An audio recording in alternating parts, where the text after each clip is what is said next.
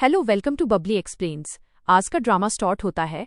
असली से असली अपनी माँ के पास आती है और कहती है कि मुराद कहाँ है, वो जेल कब जाएगा। वो लड़की आतिश को पागल बना रही है, वो उसे घुमा रही है, उसका दिल कमजोर करने की कोशिश कर रही है मॉम, ताकि वो अपनी फैमिली को बचा सके। देखना, आतिश एक दिन सब कुछ भूल जाएगा। बदला आग सब कुछ असली की मोम कहती है, मैं ऐसा कभी नहीं होने दूंगी, मुझे पता है कि क्या करना है। मरजान का सैंडविच का ऑर्डर आता है। उस लड़की का बाप कहता है, बिल्कुल वैसा ही सैंडविच है, क्रिस्पी जैसा तुम्हें पसंद है। मरजान कहती है, आपको कैसे मालूम कि मुझे ऐसा सैंडविच पसंद है। वो आदमी आतिश की साइड देखने लग जाता है। फिर आतिश कहता है, चुपचाप खा लो ठंडा होने से पहले। पर मरजान की नज़र बेतुल और उसके बाप के कई फोटोज पर जाती है और फिर वो आदमी आतिश के साथ बैठ जाता है और कहता है, ये मेरी लड़की है, इसे भी तुम्हारी तरह क्रिस्पी ब्रेड्स पसंद थे। उसकी माँ उसे पैदा करते ही मर गई, फिर मैंने उसे पालपोस के बड़ा किया। वो डॉक्टर बनना चाहती थी। फिर एक दिन मुझे एक दर्दनाक फोन आया जिससे ये बताया गया कि मेरी लड़की ने सुसाइड कर लिया। मेरी लड़की एक जिंदादिल लड़की थी, मुझे पता है उसने सुसाइड नहीं किया, किसी ने तो मेरी बेटी की जान ली थी, लेकिन मुझे पता नहीं चला कि वो कौन है। मरजान ये सब सुनकर बहुत रोने लगती है और वहां से उठकर चली जाती है। बाहर जाकर वो बहुत रोती है। तभी आतिश उसके पास आता है और कहता है, चुप हो जाओ, मत रो मरजान। मरजान गुस्से में उसे कहती है, कहा ना मैंने यहाँ से, चले जाओ, जाओ यहाँ से। और रोते रोते हुए वो आतिश को जोर जोर से मारने लगती है और कहती है, तुम्हारी वजह से हो रहा है ये सब। और रोते रोते उसके गले लग जाती है और आतिश एकदम शॉक हो जाता है और वो भी उसे हग कर लेता है। दूसरी तरफ एस्ली आतिश के स्टडी रूम में आकर उसके लैपटॉप से वो वीडियो चोरी कर लेती है। पीछे से उसकी माँ भी वहां आ जाती है। ये इन दोनों का प्लान है मुराद के खिलाफ। दूसरी साइड आतिश और मरजान कार में जा रहे होते हैं और फिर आतिश को उसके भाई का फोन आता है और वो बताता है कि ये लोग हैदर और उसकी वाइफ नाजिर के साथ मिलकर मुराद को अब्रॉड भेजने की तैयारी कर रहे हैं। उसको गायब करना चाहते हैं ताकि पुलिस उसे पकड़ ना पाए। फेक पासपोर्ट भी बनवाया है इन लोगों ने। आतिश कहता है, ठीक है, तुम उन पर नजर रखो। यह कहकर आतिश फोन डिस्कनेक्ट कर देता है। आतिश मरजान को समुंदर के पास लेकर आता है ताकि वो अच्छा फील कर सके। आतिश खाने की कुछ चीजें खरीदता है। मरजान कहती है, मुझे भूख नहीं है अभी। फिर वो कहता है, ये तुम्हारे लिए नहीं है, फिशेस के लिए है। दोनों ब्रेड के छोटे छोटे टुकड़े कर कर समुंदर में फेंकने लगते हैं। अरजान उसे बताती है, जब मैं छोटी थी तब मैं ऐसे ही छोटे छोटे फिशेस को खाना खिलाती थी जब भी मैं उदास होती थी। आतिश को तो पता ही था, पर वो कहता है, अच्छा ऐसा क्या। फिर वो कहती है, आई नो, सुनने में ये थोड़ा अजीब लगता है, बट मैं यही करती थी, इससे मुझे अच्छा फील होता था। आतिश को फिर बचपन के दिन याद आते हैं जहां पर मरजान और वो एक पिंजरे में कैद पक्षी को छोटा छोटा खाना देते थे। आतिश को सब याद रहता है, लेकिन वह मरजान के सामने सिर्फ नाटक करता है। मरजान कहती है, मुझे कुछ तो है जो तुम्हारे बारे में उलझा के रख देता है। तुम्हारी आंखों में मुझे कुछ दर्द नजर आता है जिसे तुम चाहकर भी नहीं छुपा सकते। तुम्हारे पीछे एक अच्छा इंसान छुपा हुआ है और फिर तुम एक मास्क लगा लेते हो जिससे तुम एक बुरे इंसान बन जाते हो। और मैंने डिसीजन बना लिया है कि मुझे क्या करना है।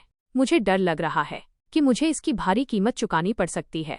आतिश कहता है, कभी कभी हमें मुश्किल फैसले करने पड़ते हैं। असली हिम्मत वही होती है जब आप सच के साथ खड़े होते हो। दूसरी ओर यहाँ आतिश की माँ बेतुल के पिता को सारी फुटेज दिखा देती है। वो देखकर बेतुल का बाप बहुत ही ज्यादा दुखी और टूट जाता है और रोने लगता है। फिर आतिश कहता है, मरजान चलो घर चलते हैं। तो वो वहां से निकलते हैं। दोनों के फोन पे एक मैसेज आता है। वो वीडियो मर्डर वाली सभी सोशल मीडिया पे जा चुकी होती है। दूसरी साइड हैदर यहाँ चिल्ला रहा होता है कि जल्द से जल्द ये वीडियो डिलीट करो इंटरनेट से। अगर ऐसा नहीं किया तो वो छोड़ेगा नहीं किसी को भी। और फिर आतिश और मरजान वहां पहुंचते हैं। हैदर आतिश से कहता है, तुमने ये किया है ना, मुझे पता है, तुमने बिल्कुल अच्छा नहीं किया है। फिर सीन वही लड़की के फादर पर शिफ्ट होता है और वो कहता है, मुझे पता था कि किसी ना किसी ने मेरी बेटी को मारा है, मैं उसे सजा दिलाऊंगा, उसे अपने हर किए पर पछताना पड़ेगा। फिर यहाँ आतिश हैदर से पूछता है कि मुराद कहाँ है। हैदर कहता है, मुझे नहीं मालूम। और मरजान भी आतिश पर शक करने लगती है। फिर मरजान की माँ कहती है, अब तुम खुश हो, ये सब कुछ तुम्हारी वजह से हुआ है। अगर तुम उस दिन बोट में बैठकर नज़ीर के साथ चली जाती तो आज हमें ये दिन नहीं देखना पड़ता, लेकिन तुमको तो सिर्फ अपनी पड़ी थी, सेल्फिश लड़की हो तुम। फिर आतिश को गुस्सा आ जाता है और वो कहता है, चुप हो जाइए आप सब, आपका बेटा खूनी है, आप सब उसे बचाने की कोशिश कर रहे हैं, उसे छुपाया है, बाहर निकालिए। दूसरी तरफ आतिश कमाल से पूछता है कि वो फुटेज लीक कैसे हुई। वो कहता है, आई थिंक वो फुटेज नाजर ने लीक की है। आतिश कहता है, मुझे नहीं लगता, अगर उसे करना था तो बहुत पहले ही ये काम कर देता। फिर वहां पर असली आती है। फिर आतिश पूछता है कि माँ कहाँ है। असली कहती है, मुझे नहीं मालूम, वो बाहर गई है। नाजिर हैदर को फोन करता है, मुराद कहाँ है? वो मिल नहीं रहा है, वो मेरा फोन भी नहीं उठा रहा है, उसे जल्द से जल्द यहाँ से निकलना पड़ेगा।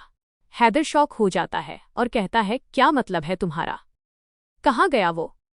इधर मैंने पूरा प्लान बराबर बना के रखा था, सिर्फ मुराद को वहां से भागना था, लेकिन उससे तो ये भी नहीं हुआ। नज़ीर, मेरे बच्चे को ढूंढो। और मरजान आतिश के पास आती है और कहती है, तुमने ही ये वीडियो पोस्ट की, लेकिन क्यों? क्या ये तुम्हारा प्लान था? क्या मिला तुम्हें ये करके? आतिश कमाल और असली से कहता है, तुम दोनों जाओ यहाँ से। असली कहती है, मैं यहाँ से नहीं जाऊंगी, मैंने आज तक तुम्हारी जैसी बेशर्म लड़की नहीं देखी।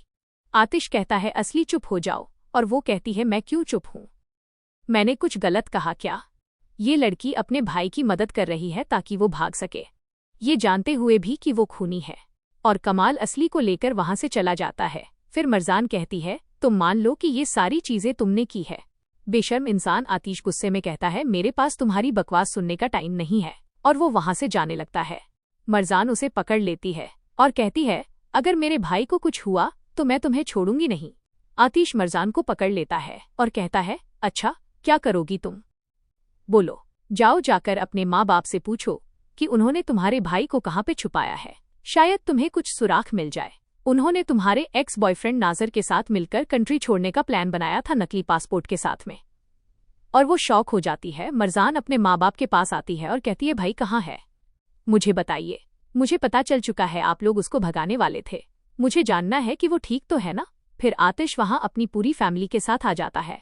हैदर आतिश की साइड देखकर कहता है, इसने छुपाया है मेरे बेटे को, इसने वो वीडियो पोस्ट की। आतिश कुछ बोलने ही लगता है कि वहां पर आतिश की माँ आ जाती है और कहती है, मेरे बेटे पे इल्जाम लगाना बंद करो, मैं थी जिसने वो वीडियो पोस्ट किया, तुम टॉक कोई एक्शन नहीं ले रहे थे, अब मैं उसे सजा दिलवा कर रहूंगी। मरजान गुस्से में कहती है, आपने ऐसा क्यों किया? मरजान की माँ कहती है, मैं तुम्हें जान से मार दूंगी, अगर मेरे बेटे को कुछ भी हुआ तो मैं तुम्हारा मुंह नोच लूंगी। आतिश की माँ उसका हाथ पकड़ लेती है, दोनों एक दूसरे का बाल नोचने लगती हैं। आतिश जोर से कहता है, बस बहुत हुआ, बंद करो ये तमाशा। आतिश अपनी फैमिली के साथ कमरे में आता है। आतिश अपनी माँ से कहता है, आपने ऐसा क्यों किया? आप क्यों मेरे प्लान के खिलाफ गई? मैंने कहा था ना कि मैं सब कुछ संभाल लूंगा। आतिश की माँ गुस्से में कहती है, मैंने जो किया वो सही किया।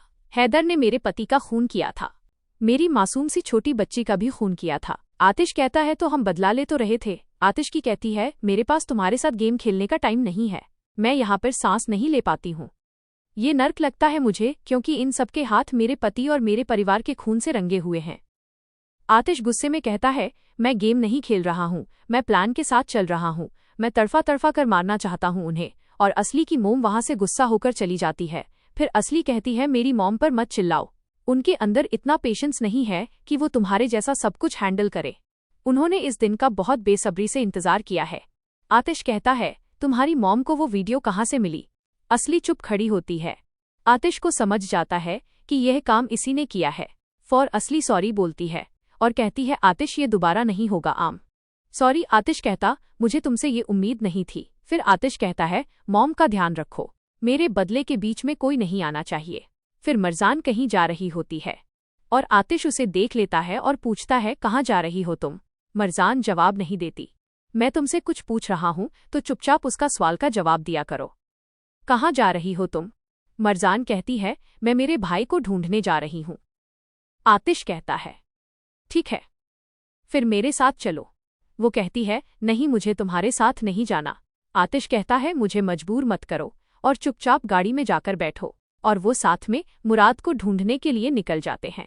नाजिर किसी से फोन पे बात कर रहा होता है, तभी उसकी तरफ एक चलती हुई कार आती है, जैसे कि वो उसे मार ही डालेगी।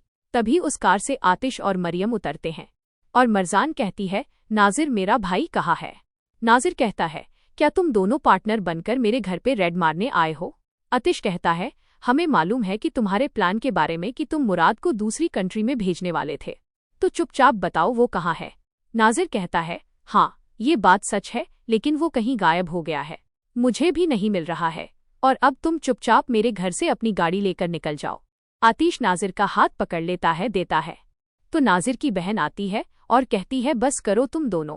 और वो मरजान को कहती है तुम मेरे घर में अब अपने पति को लेकर आकर झगड़ा कर रही हो क्या? हमें नहीं मालूम है किसी के बारे में, चली जाओ हमारे घर से। फिर मरजान अपनी फ्रेंड से माफी मांगती है और फिर दोनों वहां से चले जाते हैं। आतिश कमाल को फोन करता है कि मुराद की कुछ खबर मिली, लेकिन कुछ भी पता नहीं चलता है। मरजान फिर उदास हो जाती है। आतिश मरजान के पास जाकर बैठता है। मरजान कहती है तुमने मुझसे सच क्यों नहीं कहा कि तुमने वो वीडियो पोस्ट नहीं की? आतिश कहता है मुझे खुद को एक्सप्लेन करना अच्छा नहीं लगता।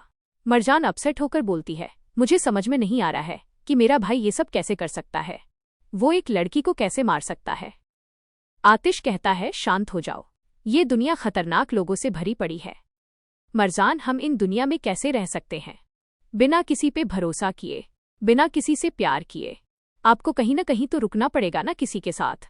आतिश कहता है तुम खुद को ही रोक लो, तुम खुद ही हो जो खुद को निराश नहीं करोगी। मरजान को ठंड लगती है। आतिश उसे अपना कोट निकाल के दे देता है। मरजान उसे प्यार से देखने लगती है। सुबह हो जाती है। दोनों एक दूसरे के कंधे पर सर रखकर सो रहे होते हैं। आतिश पहले उठता है और मरजान को सोते हुए प्यार से देखता है। उसे रात की कही हुई बातें याद आने लगती हैं। मरजान नींद में आतिश का हाथ जोर से पकड़ लेती है और आतिश को वो अच्छी लगे रही होती है। फिर मरजान की भी नींद खुल जाती है और आतिश सोने का नाटक करता है। दोनों एक दूसरे को देखते हैं और मरजान को भी रात की हुई सारी बातें याद आने लगती हैं। फिर दोनों जाके गाड़ी में बैठ जाते हैं। नाजिर यहाँ मरजान के ऑफिस में आता है और वो मरजान को ढूंढता है। मरजान का फ्रेंड बताता है कि मैडम आज आई भी नहीं है और कहीं नजर भी नहीं आई है। नाजिर क्या तुम सब खुश हो आतिश को अपना बॉस देखकर?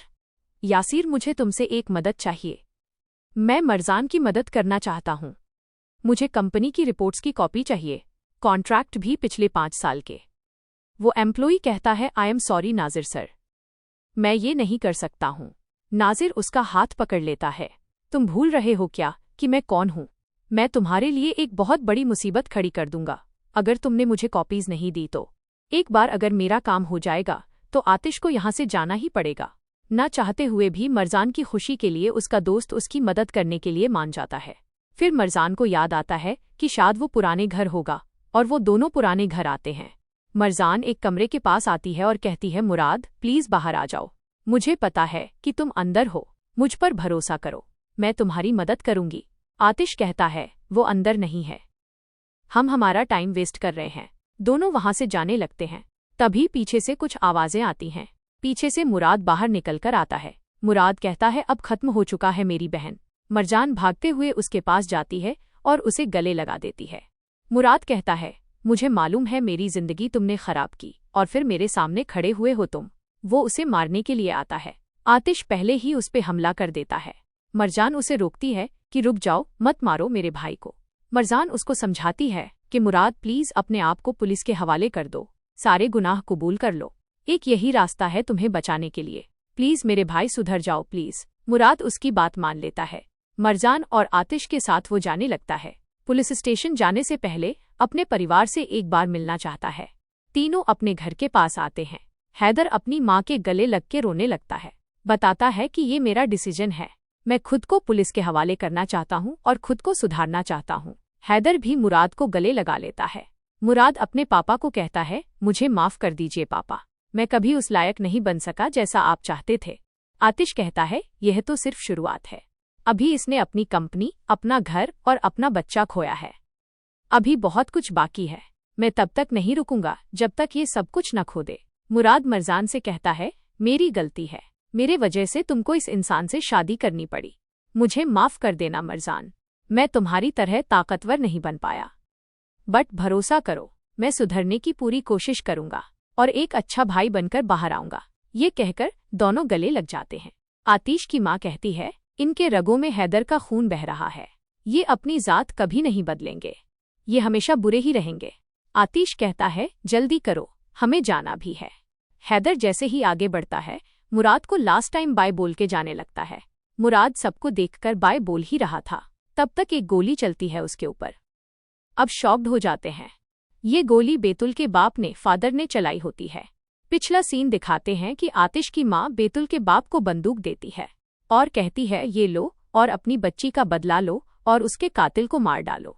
ये वही बंदूक है जिससे आज बेतुल के बाप ने मुराद को मार डाला है।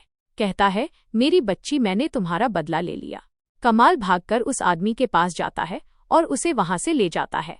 मरजान भाई उठो, प्लीज उठो, तुम नहीं मर सकते। तुमने मुझसे वादा किया था कि तुम मुझे छोड़ के कभी नहीं जाओगे। भाई प्लीज उठो। आतिश को तभी अपने बचपन का दिन याद आता है। उसकी बहन कहती है, ताहिर मैं बहुत दर्द में हूं। तभी हैदर वहां आता है। उसकी बहन को उससे दूर ले चला जाता है, ये कहकर कि मैं तुम्हें डॉक्टर के पास लेके जा रहा हूं। आतिश अपनी बहन को रोकने की कोशिश करता है, लेकिन तभी वहां पर मुराद आता है और उसके ऊपर अपना पैर रख देता है। प्रेजेंट में आतिश मुराद के पास जाता है और उसके कान में कहता है, मैं ताहिर हूं, मैं यहाँ तुम सबसे बदला लेने आया हूं। मरजान कहती है, मुराद मेरे भाई, तुमको कुछ नहीं होगा। मुराद वहीं पर मर जाता है। मरियम का पूरा परिवार रोने लगता है। मरजान आतिश को पकड़ती है और कहती है, मेरा भाई तुम्हारी वजह से मर गया। तुमने मेरा परिवार बर्बाद कर दिया। ये सब तुम्हारा प्लान था ना। तुम बहुत अच्छा खेल गए। आज से मैं तुम्हारी दुश्मन हूं। आज का दिन भूलना मत। अबे दुश्मन, तुम्हें आज से मुझसे डरना ही पड़ेगा। डरो मुझसे, समझे तुम। बट गाइज, ये सीन थोड़ा फनी था। फिर दोनों एक दूसरे को देखते हैं। सीन कब्रिस्तान की तरफ जाता है। पूरा परिवार टूट चुका है। मरजान की माँ बहुत रोती है। हैदर उसे संभालता है और उसे वहां से लेकर जाता है। नाजिर और उसकी बहन वहां उसे संभालने के लिए आते हैं। नाजिर, मुझे मालूम है ये बहुत कठिन समय है तुम्हारे लिए, लेकिन तुम अकेली नहीं हो, मैं तुम्हारे साथ हूं। मरजान वहां से जाने लगती है। तभी उसका पैर मुड़ जाता है। नजीर उसको बचाने ही जाता है। तब तक आतिश मरजान को पकड़ लेता है। नाजिर का हाथ वहीं रोक देता है। और इतना अच्छा सीन था ये। फिर आतिश कहता है, मैं तुम्हें हर जगह देखकर परेशान हो चुका हूं। तुमने अपनी सारी जिम्मेदारियां निभा ली, अब यहां से दफा हो जाओ। नाजिर कहता है, देखते हैं समय आने पर कौन जाता है। मरजान कहती है, कैसे इंसान हो तुम, ऐसे दिन पर भी तुमको झगड़ा करना जरूरी है। आतिश का परिवार वहां से जाने लगता है। आतिश की माँ कहती है, सारी भावनाएं आपके साथ हैं, चाहे आपका बच्चा कैसा भी हो, लेकिन था तो आपके कलेजे का टुकड़ा ही। आपने एक राक्षस को पैदा किया था। सुनकर मरजान की माँ भड़क जाती है। हैदर, अगर तुम सांत्वना नहीं दे सकती, कम से कम चुपचाप यहाँ से चली जाओ। मरजान, तुम सब यहाँ हो ही क्यों? तुमने उसे जान से मार दिया और अब यहाँ नाटक करने के लिए खड़े हो। आतिश कहता है, ये बुरे शब्द तुम दर्द में बोल रही हो। आतिश अपने परिवार के साथ वहां से चला जाता है। हैदर को पीछे से कोई एक आदमी आवाज देता है। आतिश दूर खड़ा होकर ये सब देख रहा रहता है। वो आदमी कहता है, सॉरी, सांत्वना आपके साथ है। मुराद के बारे में सुनकर बहुत दुख हुआ। मैं उसे बचपन से जानता था और आज वो हमें छोड़कर चला गया। नाजिर भी उन्हें दूर गाड़ी में से बैठकर देख रहा होता है और थोड़ा शौक होता है। फिर वो आदमी कहता है, जिसने भी ये किया है हम उसको जरूर सजा देंगे। हैदर कहता है, जरूरत नहीं है, मैं खुद से इन सबको हैंडल करूंगा। फिर वो आदमी कहता है, ठीक है, जब तुम्हें सही लगे तब हम बात कर लेंगे। मेरे पास बहुत कुछ इंपॉर्टेंट बात है तुमसे बात करने के लिए, मैं इंतजार करूंगा। ये कहकर वो आदमी वहां से चला जाता है। हैदर का परिवार, मुराद का परिवार और सभी लोग अब वहां से चले जाते। और इसी के साथ ये एपिसोड यहीं पर खत्म हो जाता है। नेक्स्ट एपिसोड के लिए चैनल को सब्सक्राइब कर लीजिए।